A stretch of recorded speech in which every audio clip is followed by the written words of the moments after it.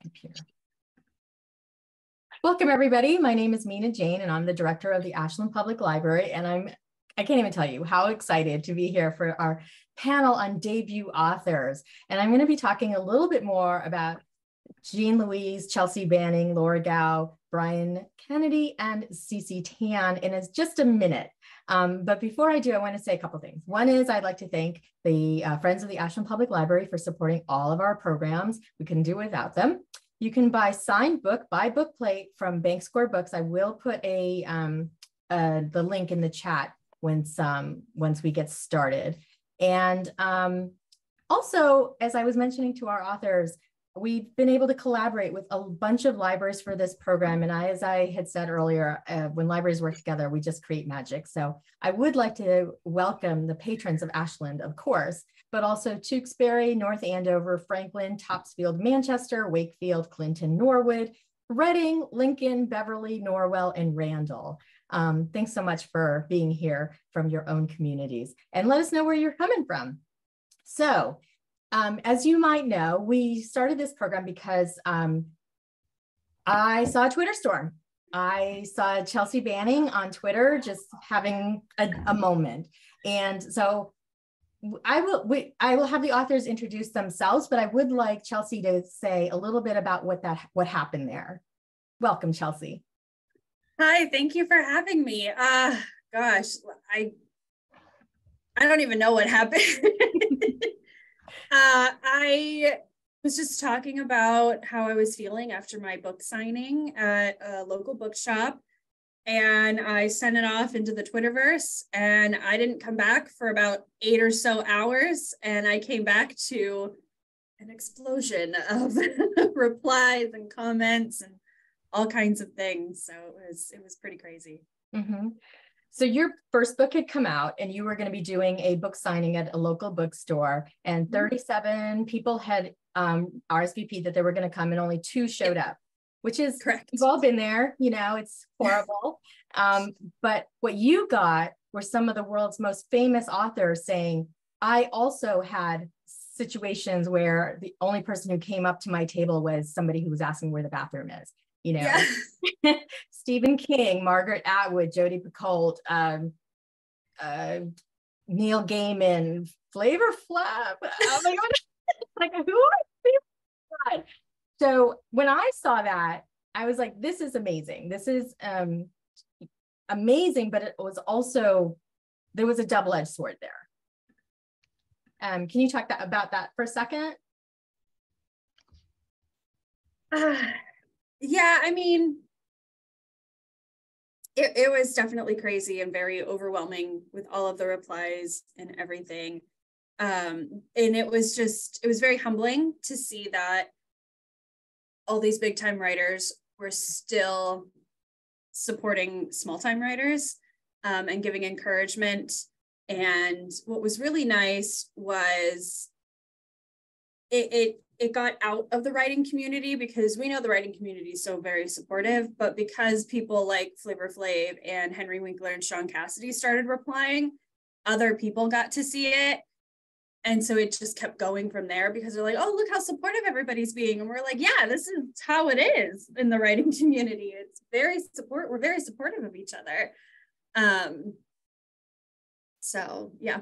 There is that. Yeah. I mean, I think every debut author, of course, would love to have that kind of attention, but it can also be kind of crazy. So, so this was our opportunity to talk to other debut authors and get an idea of like what you all went through to get your books out. I mean, they're like babies, I'm sure.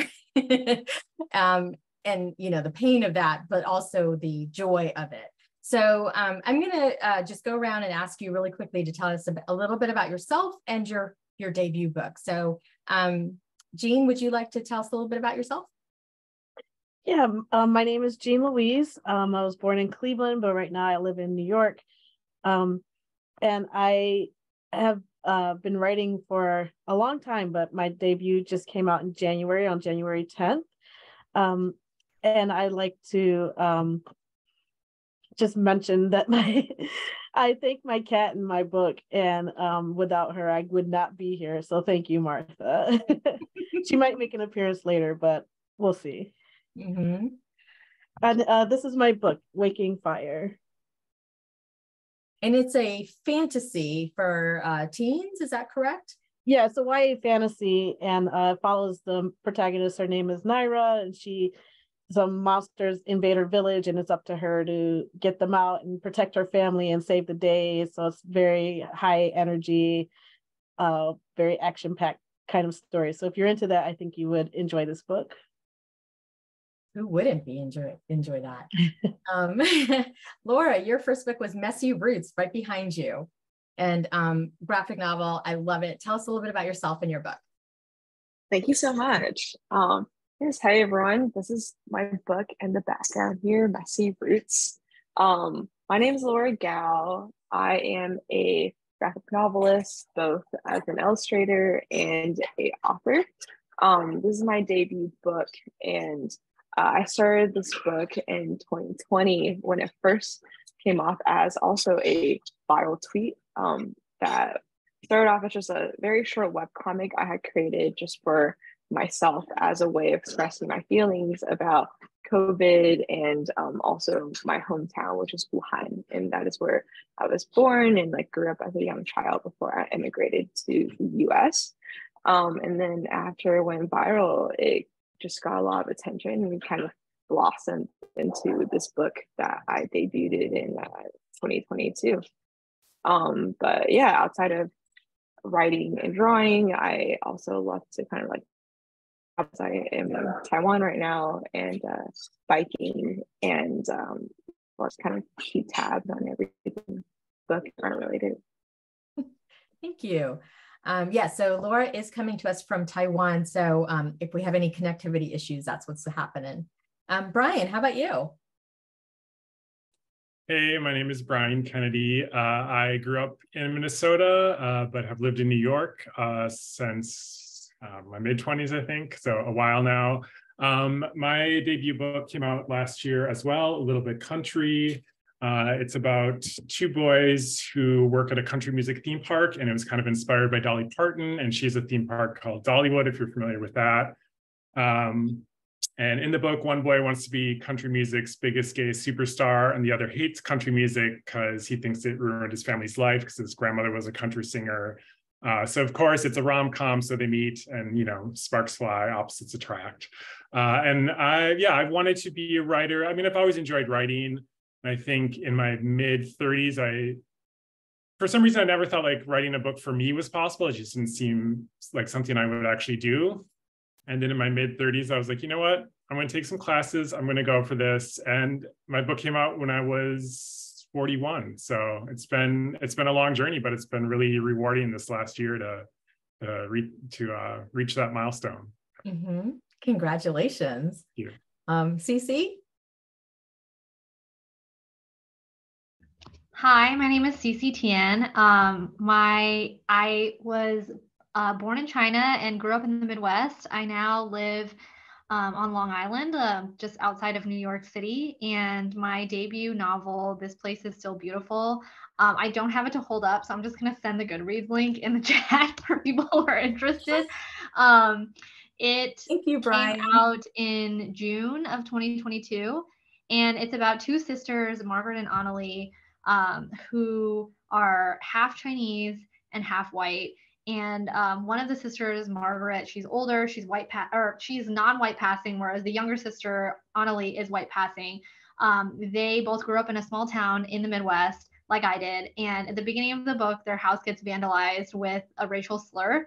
Someone spray paints the word chink on their garage door, which is actually did happen. I got the idea of the book by seeing a news article in Minnesota. And so that's sort of like what sparked the idea of the novel. And the book is about sort of like the two sisters and the fallout of this happening as they figure out how to navigate their place in this community, because they've lived there their whole lives, and what it means to have sort of like had this happen to them.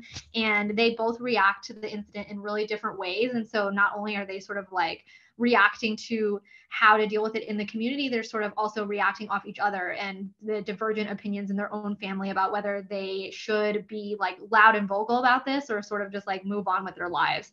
So yeah, I hope people buy it and enjoy it. It sounds like all of your books in some ways have something to do with that's very current. Chelsea, we didn't actually hear what your book is about.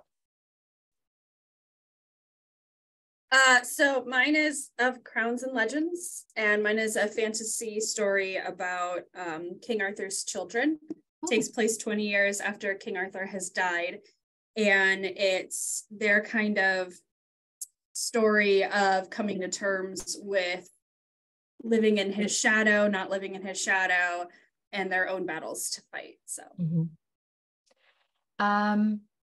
so I'm going to start sort of at the beginning.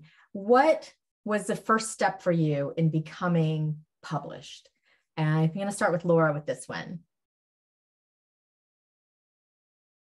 For me, it was definitely going viral, and it was completely out of my expectations. I, at the time, didn't really have any ideas of what it meant to be a author or artist. I was working something completely different, just kind of like a 9 to 5, and in my life I knew was an author or an artist of any kind. So then when I grew up doing art, I just drew comics aside, and when just one of my comics went viral on a tweet. Yeah. Your sound is kind of coming in and out. Would you mind turning your video off for a minute to see if that gets better? Oh, okay. Yeah. Is this better? I think so, yes. I can try to move to a better area. But yeah, so I guess I was saying that at the time, like, I had zero idea what it meant to be a published author. No one, in my life was a writer or an artist, and I primarily was like making comics just for myself, and publishing, just putting it on my Twitter, hoping that like 2 of my friends would like it. And so when it did go viral, it was such a shock to me, and that's actually when the first time that I had agents and as well as like editors kind of just like slide into my DMs and ask me if I was interested in publishing a book. And I remember at the time as well, I didn't even know what an agent or editor did. But thankfully, I ended up signing with the one I have now, Brenda, who became such a huge supporter and proponent of my book and like teaching me all the in and outs of the industry. And once I got agented, that really just kind of jump-started my career for me. Okay, thank you. Brian? Yeah, as I mentioned before, when I decided I really wanted to try and become a published author, I signed up for a writing class. I took some other classes, did some writing workshops, and I think all that helped with like learning craft more and bettering my craft. But I think also just what I had to do first was learn about the industry, because I didn't know anything about it at that time.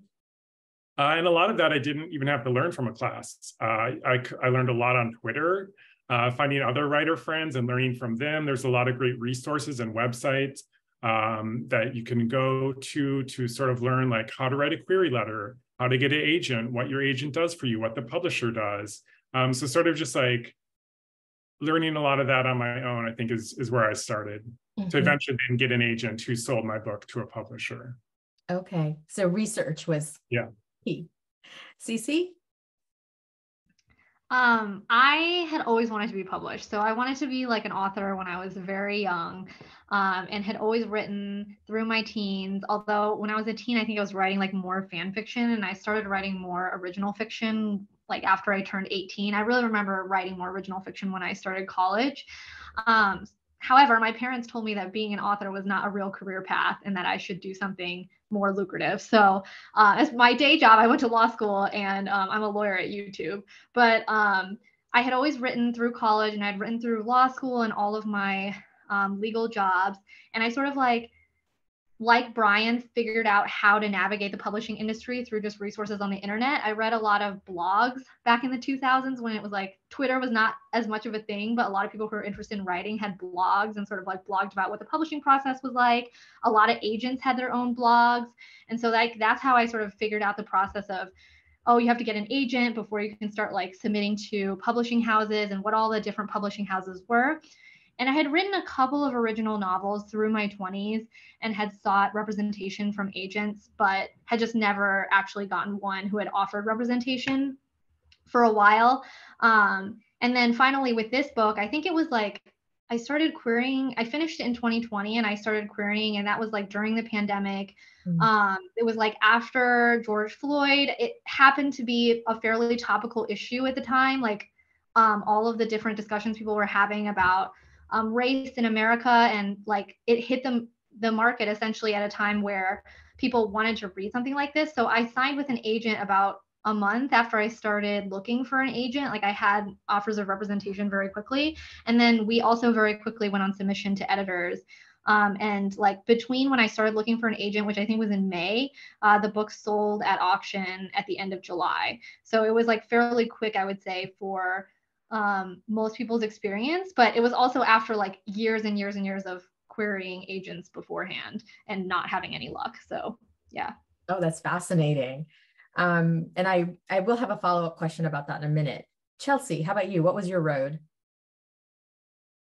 My road was kind of back and forth. I started writing in high school for fun after my high school English teacher. We had to read Lamort d'Arthur, and she teamed up with the other 11th grade English teacher to kind of make it fun. So we had projects like we had to make gossip magazines and like about like Lancelot and Guinevere and stuff. And one of the projects we could write a little fairy tale, and that's what got me started. And then I didn't go to college or anything to pursue writing. I wanted to be a teacher originally. And then when that didn't work out, I ended up with just an English degree and like, what do I want to do with my life? But I love theater, and I ended up doing like Renaissance fairs and doing princess parties for a long time. And then when I retired from princess parties and stuff, I was talking to a friend, and I had mentioned that I was like, this was my life for so long. I was like a workaholic owning my own business. What do I do? And she's like, well, what were your other hobbies? And I'm like, oh, well, I used to write. And she goes, do that again. So in 2018, I picked it back up, and I was like, yeah, I need to do this. And so I started researching, and I originally wanted to do the traditional route, but I did a lot of pros and cons lists, and I ended up going self-published. Okay, I'll have a follow-up about that too. Jean, what was your road like? So it's funny hearing these stories because I can like see myself in a lot of them. Like Laura, I did not think that writing was the path for me. That was just something other people did. I never even considered it being an author when I was growing up. And it wasn't until I was working at one of my first jobs, and I had a coworker, and we used to read the same book, and we would talk about it. And we read this one book that I thought was really silly. And she was like, well, if you can do better, write your own. I said, okay. And so I ended up writing a romance novel parody, which she liked, and we passed around the office, and a lot of people liked it. And I was like, well, maybe I can do this. So then I had always loved reading, and like I used to basically live in the library when I was a kid, but writing was something totally different. So I gave it a try, and then actually moved to New York to get my MFA at the New School. And I found a writing group there that I still meet with, and they've helped me work on my book this whole time. And then I did the whole query process, and I would get some that were interested, but I never really got I never got any offers from agents. So, but then at the time with George Floyd and then Black Lives Matter movement, Inkyard Press, they opened up their submissions to unagented Black authors. And so I submitted my book to them, right to the publisher. And after I had to wait a long time, but after they got back to me like 6 months later and said, we want to buy your book, you need to go get an agent. So my process was a little backwards. But then I found an agent, and my book came out January 10th. And you all should run out and get it, all of these books. I do want to say that I had said earlier that some of your books seem to be about current topical interest or current events, but they also seem to be the opposite of that, of like some escapism. So like, it seems like the timing was perfect for a rom-com or something, you know, current event or something like just totally out of this world that you don't even want to deal with the current, what's happening. So I want to ask about agents, because a lot of times I have seen on Twitter, like lots of things about being careful about choosing an agent. So when you were choosing an agent, did you feel like there were scams out there and you had to be super careful? Brian, what was your experience with agents? Well, if we had like 3 hours, I could give you the full story. But yeah, this is actually the agent I'm with right now is not my first agent.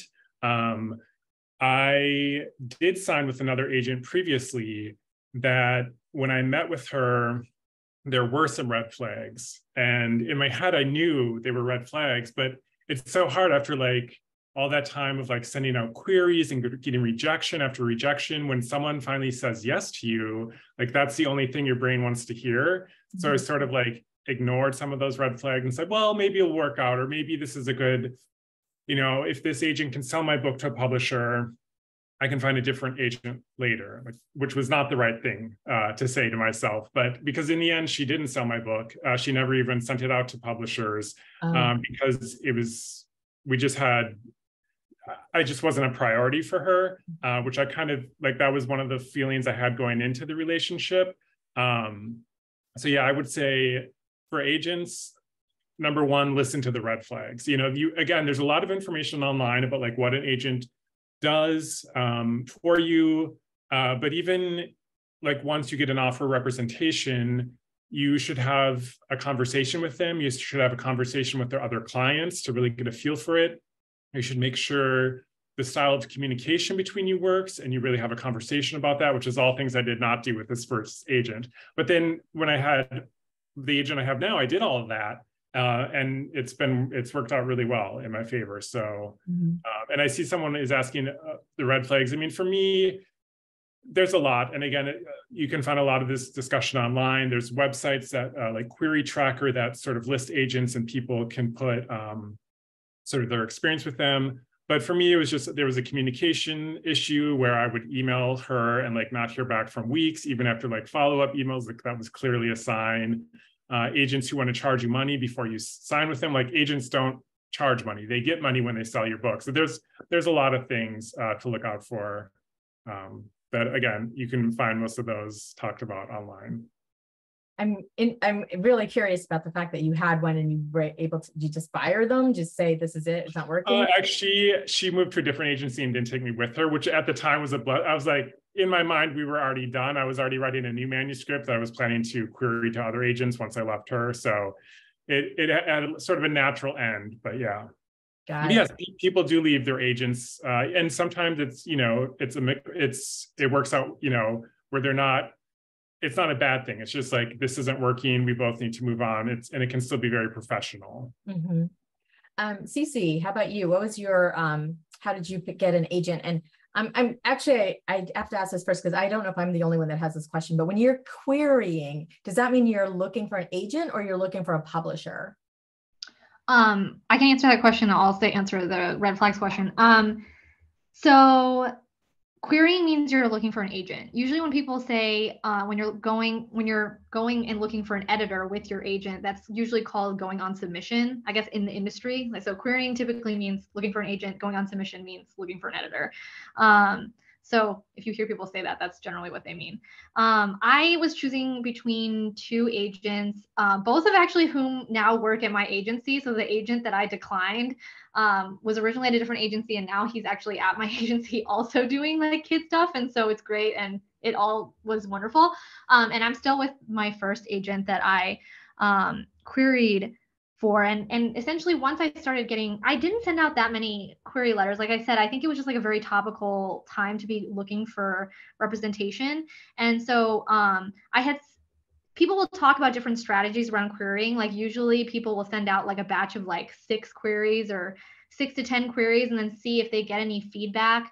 And if they're getting like all rejections, or like, okay, maybe there's something wrong with my query letter and I can sort of tweak it so that you don't like, you know, essentially send it out to like 100 agents at a time and they all reject it and then you're sort of like done and there's no way to like figure out if there's anything that you can fix about your submission. So I had sent to like maybe 6 agents and I got an offer of representation right away. So I emailed those other agents to be like, hey, I have an offer of representation. So if you want to offer, like, read it now so that you can get in the list. And it generally considered sort of bad form to like continue querying at that point when you have an agent. So ultimately I ended up with 2 offers of representation, and I took a really long time talking with the 2 of them. And I will say that one thing that I would raise as like a red flag is I've heard people who've gotten offers of representation and then like the agent really sort of pressures you into signing with them. And it's like, hey, I have a drop dead date. Like, you need to decide by, you know, like in a day or whatever, or in 2 days. Like, obviously you're all both working professionals. You want to be able to set some sort of timeline. Typically people are like 2 weeks ish to sort of like make up your mind and talk to everyone and figure it out. But you shouldn't feel pressured by the agent to be like, don't talk to other people or don't check with the other agents to see if they're interested in representing you, because it's like a business relationship for the long term, right? Like, if you are having a good relationship with your agent, ideally they're working with you over the course of your career for multiple books. It's not just this specific book. So there's lots of questions that you should sort of ask about what their working styles are, how much communication they like to do. My agent is very on top of communication. Like, she replies to my emails like within a day. I also text her like every day. So like she also texts me back. I just look, promptness is really important to me. So that was something that I really looked for. And also being a lawyer, you usually sign some kind of agreement with the agency. They'll send you like sort of their form agreement and you can look it over, and you should feel free to ask lots of questions and also send edits if that's what you want to do. And one thing that I personally looked out for is if the agent was really weird about like edits that I suggested, or like was unable to sort of like explain why certain terms were in the contract to me in clear language, then I was going to be like, no, I mean, like, that's kind of a red flag and I don't really want to sign with you. Both of the agents were really open to my edits. And even the agent that I didn't sign with, where he was like, look, like, this is usually something we have, and I know you disagree with it. I'm going to run it up to our agency lawyer and have a discussion so I can describe to you why we have this in the agreement. I felt like that was a sign to me that they were both like working in good faith. So doing all of your diligence. I mean, I talked to that guy that I didn't sign with for over 3 hours on Zoom. And he didn't react poorly or anything when I finally was like, hey, I decided to go with someone else, like, was very professional about it. And yeah, I mean, I think that it's really important. It's an important step. So I think hopefully I answered the whole bunch of questions also around red flags. I think you did. I just want to ask Chelsea, Jean, and Laura, if you have anything in addition to add about your journey for an agent. So my journey is different. I never queried since I self-published. I had a ton of agents reach out to me after it went viral. And I had a couple with quite a few big red flags. I actually had one come to my work to try to like, because I didn't answer their email right away, and they tried to like recruit me at my work. And that was the biggest red flag that I had. That's shocking. That's like beyond flat, right? Yeah, it was very, I was not comfortable. And the website, there was nothing on it. I couldn't find out who their clients were. I couldn't find anything on them. So I was like, yeah, that's a no. And then I actually had a big agency reach out to me, like one that does books and movies and everything. And my mom always says, trust your gut. And I was getting like they sound kind of, I don't know, more, less that they're for me and more for they're just, we need to make the agency money. We need to make the agency money. And like I mean, of course, like everybody needs paid for their work, you know, but it was just like a little like, I don't like that, you know? So like trusting your gut is good too. Cause I talked to about 6 or 7, I think, agents that had reached out to me, and I talked to them all either on the phone or on Zoom. And there were quite a few that I was like, yeah, these are great. And then the one that I actually have an agent now, the one I ended up going with, we just clicked instantly and I liked everything he said. He was just wonderful. He's like, yeah, go get a lawyer. You know, he even said, any contracts I send you, even mine, have a lawyer look over it just so you're comfortable. So that was a big green flag for me. Awesome. I did see you on Twitter having that sort of Twitter discussion. Jean, how about you? As I mentioned, mine was different because I already had the offer from the publisher. Mm-hmm. So putting that in my subject of my query letter really helped because I got a lot of responses where before, you could send your stuff out into the void and never hear anything back. So a lot of agents responded to me when I had told them I already had an offer on the table. But there were two that really stood out, and I talked to them on the phone, and we had long conversations about the book and their vision for it, and what was my vision, and what was my vision for my career. You know, how many did I want to keep writing more books, that kind of thing. And I signed with my agent, and it just so happened. The funny thing is, her name is Claire. My editor's name is Claire, and then my agency is Inkwell, and then my book is at Ink Yard. So there was like all these similarities. I was like, I think I have to go with Claire because it just makes sense. It's like we were meant to be together. So it's been great ever since. But I like my journey was so different because I already had that offer. Mm-hmm. That totally makes sense. Laura? I don't have anything super additional to add. I feel like everyone did a great job answering this question. The main thing is just that, like, even though I have stayed with the agent I first signed with, I know plenty of author and artist friends who have left their previous agents, gotten new ones. So don't think that it's like end all be all, like you must get it right the first time. It's at the end of the day, it's always a business, right? So like people are constantly jumping to, back and forth and trying to find the best fit. Mm-hmm. That makes a lot of sense too. So I'm going to go back to a question that Leslie had in the chat, which I also have, because one of the things I really wanted with this panel was diversity. I really wanted to have people of all different backgrounds and colors and, storytelling abilities in this panel. And I'm very pleased with how it came out. So I'm wondering if you think that we were talking about like sort of this moment, if this was the time that that people were looking for own voices, seeing themselves in their stories, having more diversity in the stories that are out there, even though like the news cycle is very, but the actual books, I think in the last few years have been really, really interesting. So I'd like your perspective on that in terms of the moment. And I think I'm gonna start with Cece on this one. Oh, this is such a tough question. I feel like let's start with the positive stuff. I think that it's great. When I was a teen, which was again in the 2000s, like in the aughts, there were not as many books where there were characters who looked like me, and actually, especially in young adult contemporary, and also in fantasy, I guess. Like I think that it's great that now there's more representation across genres. So it's not only like books about like racial issue books, like my book is in particular. There's also just like books about Asian fantasy, which is like fantastic. And it doesn't have to be about like all the traumatic stuff. It's just like a character living their life, doing cool things. There's more books like that now too, which is wonderful. I remember when I was a teen, the books that I found in the library where the characters actually sort of represented my experience growing up, like I remember them very clearly because there weren't that many of them. It's not like I saw a ton of books like that coming out. And there was one book that I truly think that no one has read, but it's called Seeing Emily, and it's a novel in verse.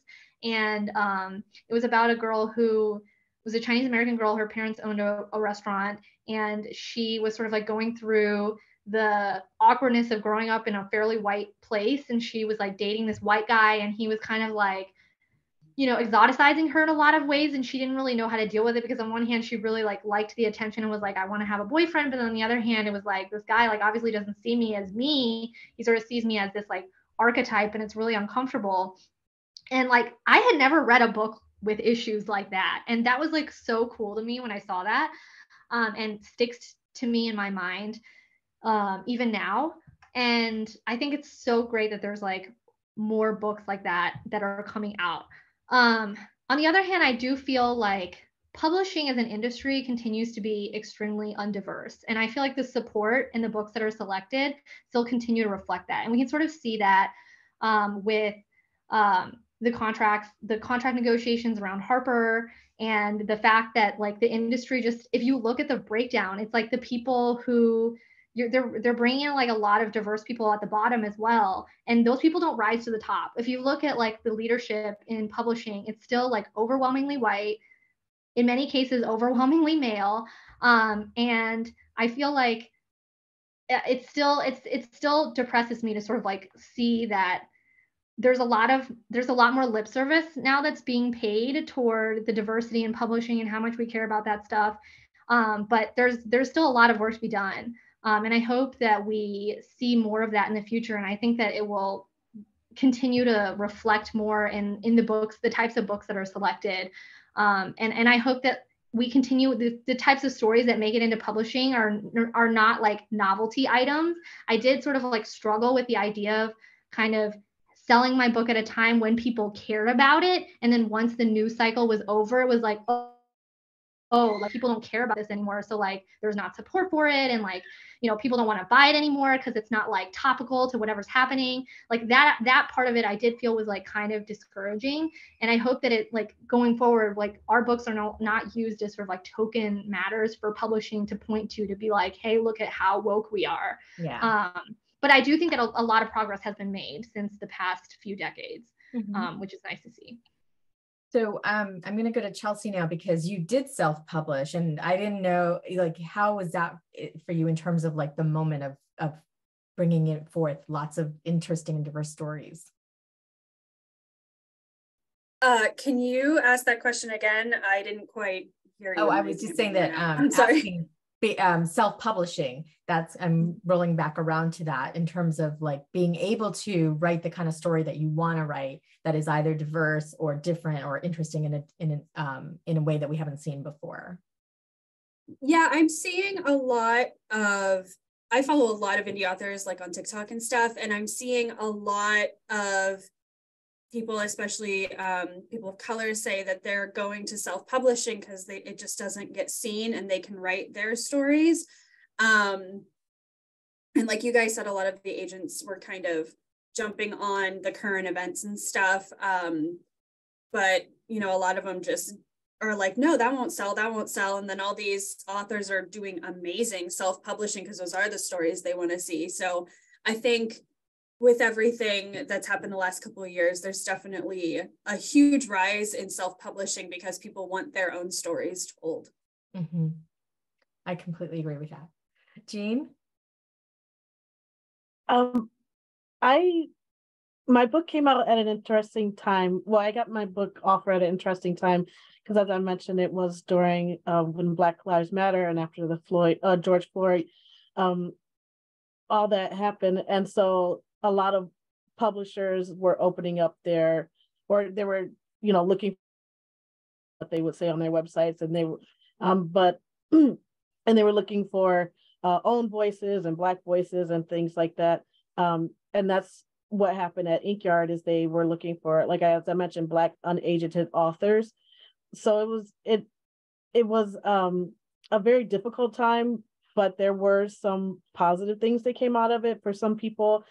For me, I was able to get my story out there, which I made a conscious effort to portray people who look like me and the people that I grew up with in my book, because I wanted to make sure that there are little girls out there who don't fit in one community or another, and who are too brown skinned for one kind of group and too, not brown enough for another group, that they can find themselves in a book like this. Because I know in the past, fantasy has not been good with diversity. If you are brown skinned or just not basically white, you were either some side character or this exotic character, or perhaps the villain, but they were never really the hero or understood. Their stories were very superficial, and they were there to move the hero along and not move their own stories. They didn't have their own stories. So I made a conscious decision to put my book in a community full of brown and black skinned people, because I want those kids out there who are looking for that in fantasy to have something on the shelf that they can read. Mm-hmm. That's fantastic, because the first part of Leslie's question was, when she was a young reader, girls were not often the heroic lead. And so it's hard to find lead characters that look like her. So thank you for that. I completely lost track of who I'm going to call in next. I'm just going to say Brian. Yeah, I mean, I would echo what a lot of other people said. Sort of like Cece said, I think there has been some great improvement, but there's obviously still so much further to go. Like when I first started trying to get into writing 10 years ago, I remember a lot of the gay male authors I followed would talk about their books being rejected because the publisher would say, oh, we already have a gay book, we already have a queer book, we don't need another one this season, sorry. And when my book came out last year, I think it was one of like 40 queer young adult books coming out in the spring, which is great. Like, that's amazing. 8 years ago, I don't think I would have sold my book. And now there is that opportunity. But I agree, the publishers sort of pick who they put their money behind. And I think a lot of that is because, of who the readers are. So I'm not deflecting the blame from the publishers. They can change how they market things. But I also think as readers, especially as like white readers, we should be reading diversely. Straight readers should be reading diversely. Because if money is only going to straight white authors, that's who publishing is going to keep pushing. So I think a little bit readers can do helps as well. Absolutely. And Laura? Yeah, I think like everyone's perspectives have all premiered mine as well, and like what I've heard throughout the industry. I think more specifically towards the comic artists and just like maybe artist illustrator community. I do think it leans very heavily POC and the queer folks as well. I think the artists. Hey, Laura, can I ask you to turn your video off again?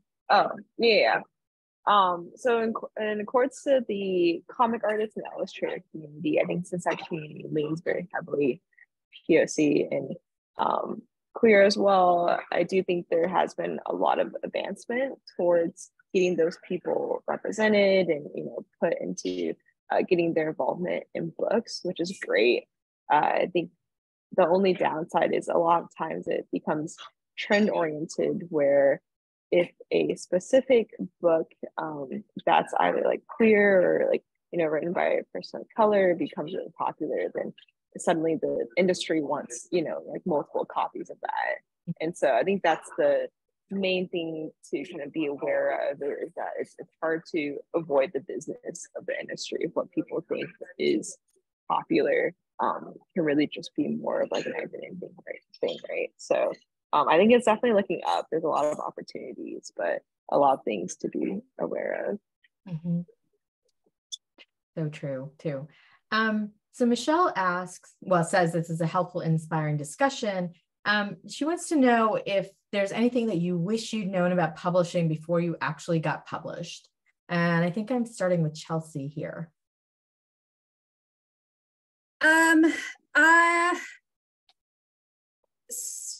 I think the biggest thing was to do a little more research on each platform. Since I self-published, I didn't do exclusively on Amazon. I wanted to do Ingram Sparks, so my book could be available to like bookstores and libraries. Mm-hmm. But one mistake I made was I let Ingram put my book on Amazon. And so it ended up getting a pre-sale, but because Ingram put it on Amazon, it wasn't available for Prime. And so once it went live, all the pre-sales from Amazon were like, it's not going to be available for like 4 months. So yeah, because Amazon would have to buy it from Ingram would have to print it, ship it out to Amazon, then Amazon would have to ship it out instead of Amazon printing and shipping it out like it does. So I wish I would have researched a little more on how each platforms kind of operate. Because since I'm self-published, I'm doing all of that and tracking all of that. So that's what I wished I would have done before I hit publish. How about you, Jean? Like some of the others have mentioned, I did a lot of research before, even during the querying process and before I got my offer from my agent and from my publisher. But one thing that I was not prepared for are the reviews. Especially the early ones that came out, because my book wasn't even published yet, but there were some reviews that came out and I was not prepared for them. And I don't think they're like, people will tell you, oh, don't read the reviews, don't look at them. It's, it's not going to be useful for you at this point. So that was very surprising to see like what people thought about my book, and the ones who loved it and the ones who didn't like it so much. But there was one person who actually wrote a poem about my book, and it was very positive, and I loved it. So that's one review that I cherished that one for sure. But I was surprised at how passionate people can get about the books, either one way or the other. I guess I just never expected people would feel that strongly about my book, but it happened. We readers are passionate. I will say that. How about you, Brian? Yeah, I'm trying to think. I don't think, because it took me so long because I tried so long to get published, I feel like I went into it knowing a lot of things, or like pretty knowledgeable. I think one thing I wish I could have learned how to do, which I still can, is just how to have patience. It's a very slow industry. Maybe there are a few shortcuts, but not usually. And sometimes you take a shortcut like I did with my first agent and it's not good. So yeah, if I could just have learned to be more patient with the process and enjoyed, it's hard. You want to like celebrate every little thing, but you're always like looking forward to the next thing too. And it's just like, try to slow down and enjoy where you're at. Even if you're not agented, like enjoy the writing process, enjoy getting to meet other writers and critique partners. And I feel like there's always something that you can appreciate wherever you're at. It seems like it might have been very difficult during COVID. Yes. Or particularly difficult. Laura, how about you? Yeah, I'm gonna pause my video to hopefully the audio works out. But I also had a very different experience, that I jumped into everything literary at the exact same time.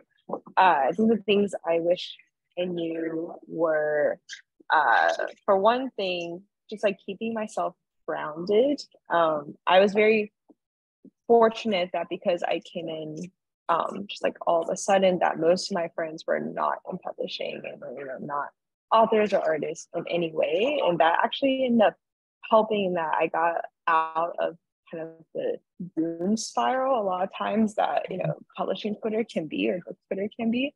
And I did have an online community, kind of like this Discord of not only like debut authors and artists, but another Discord community of specific comic artists. And that was amazing, that every time I did have industry specific questions, I would just ask them, any dumb questions I could ever think of, I either ask them or my agent, and that was amazing.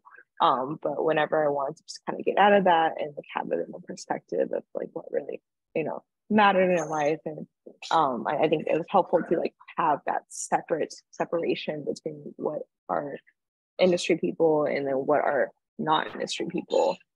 So I highly recommend that for anyone who like starts their career, is to be able to like separate their work and life in that way, and just make sure that you're cognizant of like what you're posting on Twitter, or like talking to people about. Sometimes it can be very easy to just spiral that way. Thank you. Yes, social media can be a spiral. Cece? I feel like I felt going into the process that I was very prepared because I had done so much research and because I had wanted to be an author for so long. And I feel like I had followed a lot of industry blogs and podcasts and all kinds of stuff about like what it was like to get published. And I think that the thing that wish I had prepared myself better for, which some people have talked about, but it's different going through it than when you're actually reading just about it when people talk about it, is sort of like the doom spiraling, I guess, that Laura talked about, is that it's just really hard. I think particularly if it's been your lifelong dream to get published, you sort of like build up this concept in your mind about what it's going to be like to be published. And the truth of the matter is, like, it's not, a lot of it is not in your control. And also your publishers don't share a lot of information with you. So you're kind of like going through this process and you're like, I have no idea what's going on. I have no idea what's supposed to be normal. You feel like, I personally, being somebody who has always just been like a high achiever, like I went to Harvard Law School, like I have always just like been like a straight A, like best at everything person. And I sort of like allowed myself to feel a lot of failure about like the book's performance, and was like, oh, well, you know, I'm going to be a failure if I don't hit all of the best-selling lists, and I'm going to be a failure if I don't win like all of these different awards. And that was like really hard for me to like go through that process, even though like going into it, I was like, okay, obviously like a lot of this is out of your control, but still like feeling some of those emotions. And in some ways, sort of like having people around you who didn't know anything about publishing was also hard in some ways, because they would be like, oh, so you're like famous now, right? Or like you can quit your job and just like write for a living because you're an author now, right? And like the answers to all that were untrue. And it's like, you know, people think a lot of things about what it's like to be an author, and you're the only one who's sort of like going through it, and you're like, wow, this is like not what my experience is actually like. And I think that was hard, and I sort of like crashed pretty hard like going through the debut process. And I found that like the only way that I could really ground myself was just like remember why it was that I even wanted to write stories or get published or like share stuff. And it was like, you know, there's no prize to be won, or like there's nothing to, there's no external validation that's going to make me like a better person or a better author or whatever. It's ultimately like gotta find your own internal reason for what it is that you're doing, so that you can not have this like emotional crash afterwards. So I know people have said that repeatedly about going through the debut process, and I'm just here to like reiterate that again, having gone through it last year. Yes. I mean, I have to say, like, people think librarians are really glamorous too, but you know, it's not that bad. So we've talked a little bit about about the joy, the challenges of being a debut author, but I'd really like to know what has been the best thing for you? What has been the most joyful thing for you? And Jean, I'd like to hear from you first. The best thing for me, so there's a bookstore in New York City called Books of Wonder, and they specialize in children's books and young adult books. And when I was in grad school, they would have events there, and we would go there and listen to the authors talk about their books. And I always wondered what it was like to have an event there about your book. So when they asked me to come in and sign some books for them, and I got to see my book on the shelf, and I had some of my family members with me, and my niece, she actually bought the first copy. It was just amazing to see someone buy my book and see it on the shelves and you know, surrounded by the other new books that came out. But like, that's something I had really for years never thought was going to happen, because I was having so much bad luck in querying the process. So for it to finally be that day, it was amazing. Oh, it sounds it. Brian. Yes, I think I'll give two short answers. The first would be meeting other debut authors, especially because, as we've talked about, this is kind of like this really intense process that you're just thrown into. And some of the authors that I've met a lot of great people, and some of the ones that I feel like I've grown really close to, I've only known them for a few years. I feel like they've been with me through this whole journey for the past like 20 years. That's how like close you get with some people, because you're going through the same thing. And then the other is just interacting with readers. Writing is a very solitary profession. And obviously we all wanted to be published. We wanted our work to be read. Otherwise we wouldn't have published it. So then just interacting with someone, even if it's not, you know, not even, I don't read my reviews either, but just like on social media, someone being like, I loved your book or something like that is so cool. Like it's, you know, there are a lot of hard parts about being an author, but like that is definitely one that makes me feel good every time. I can only imagine. Laura? Yeah, for me, I think the best parts were definitely whenever I got any note, like your fan mail or like your social. I had a lot of students who told me that, like, you know, they read my book as part of the signed reading, and just like how much it changed like how they viewed themselves or their family or their worlds. And that was like so important. So I think a lot of people don't realize that, like, or at least I definitely didn't realize that, like, on the day that your book comes out. Like, I think I was expecting, I don't know, like just some grand fanfare, you know, like in the movies, like some, like, you know, music playing, and then everything, you know, the world's all happy again. But really, it's just like another day in my life. And I remember that day I just kind of turned off all social media, and then like went on a hike with my roommate best friend, and you know, that was like very relaxing. And then I got to come back to you know, people just commenting that, like, they love the book in like XYZ way. And I think that is like the small, simple W's and joys that you can expect as a debut author. Mm-hmm. Cece. I think people have really covered all the things that I feel I would have said, but like, yeah, the notes from people who've read the book who are like, hey, this really speaks to me. I know that there are a lot of books that I read when I was younger where, you know, maybe the author didn't have like a huge fan base, but to me that book was like so meaningful. And so being able to see people feel that way about my book was like really, really cool. And just, I think that just like celebrating those, like each step of the way, like the small wins, the things that you are sort of like able to control, being able to have like a nice little launch with like your friends. And like, I think that was the stuff that I really enjoyed the most. So, I mean, from what I'm hearing, it's mostly about readers. Chelsea, how about you? Can you repeat the question? I got distracted typing to Amy in the chat. I'm sorry. It's okay. It's all right. I was just asking what's been the most joyful thing for you in becoming published? Oh, before it went viral, one of the most fun things was on my release day, a bunch of my friends got together and we all went up to Squires Castle at the Cleveland Metro Parks. And I'm friends with a ton of like Renaissance fair workers and cosplayers. So we all dressed up as my characters. And I had this huge, really cool photo shoot. So to see all of my characters like come out of the book was so cool. And of course, after I went viral, I think probably my favorite thing was like the Kelly Clarkson show. And of course, seeing all the people who love my book is just, I mean, that's the dream for every author, is just having your book touch even just one reader. I mean, that's it, you know? Yeah, that would be, I mean, I guess I think like when you were a kid, would you ever have contacted one of your favorite authors to say how much you love their books? So this is what you're hearing sort of in social media and, you know, in emails and things. So two last questions, if you guys don't mind, really quickly. Can you suggest another book, a book by another author, debut author that's not on this panel? Brian. I'm going to cheat and say two, and I have copies here: Soulmates by Susan Lee and All That's Left in the World by Eric J. Brown. Soulmates, I'm all over that one. Laura.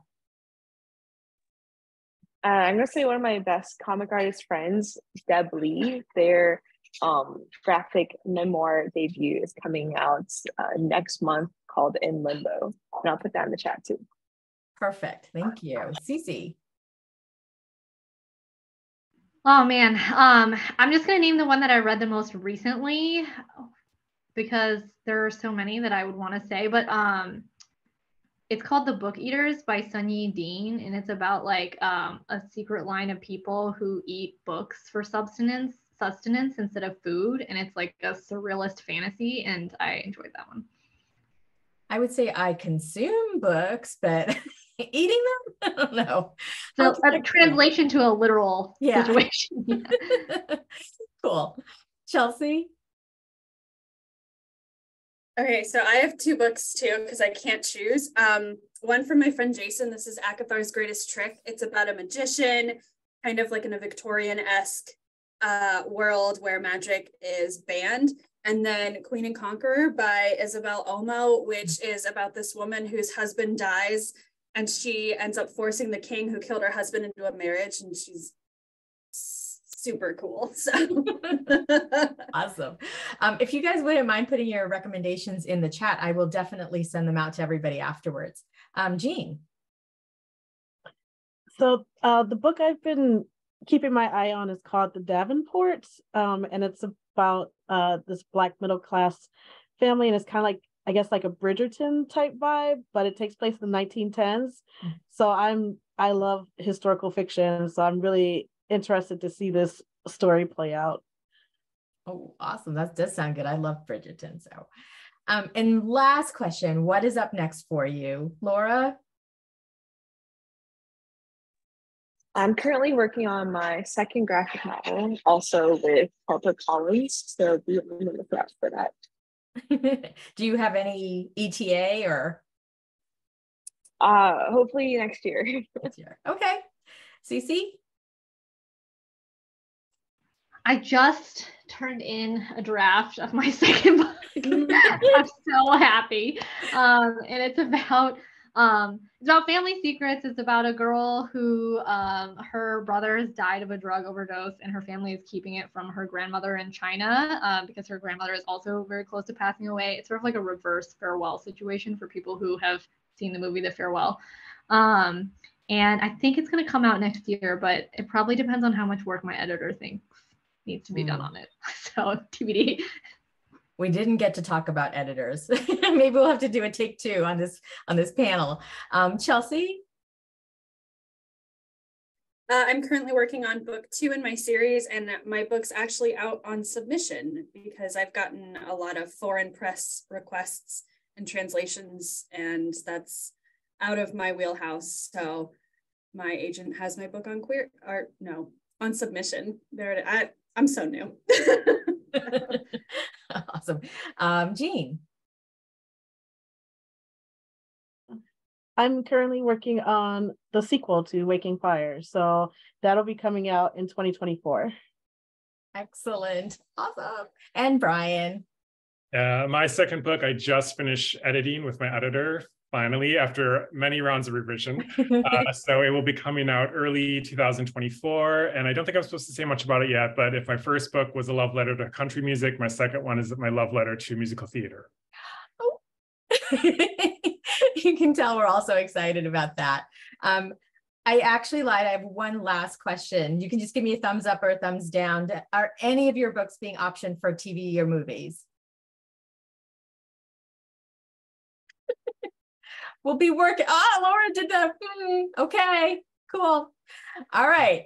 Thank you so much for being here in this amazing conversation. Thank you for everybody who came and enjoyed the conversation with me, but also had some amazing questions. I really appreciate it. I cannot wait to see what happens for you all in the future. Your books sound and are amazing, and I hope everybody runs out and reads them. So good night, everybody. Have a wonderful Thank evening. you so much. And remember, you can get their books from the bookstore or the library. Good night, everyone. Bye.